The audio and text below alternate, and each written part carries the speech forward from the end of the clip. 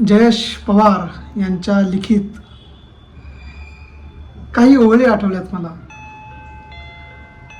तर त्यांनी असं लिहिलंय की मी स्वप्नांना सजवत नाही, मी स्वप्नांना सजवत नाही, इतकी माझी ऐपत नाही.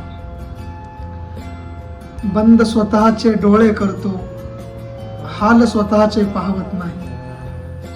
काय होईल ते पुढे बघू, आत्ताच काही ठरवत नाही. तुला हवे तर विसर मला तू,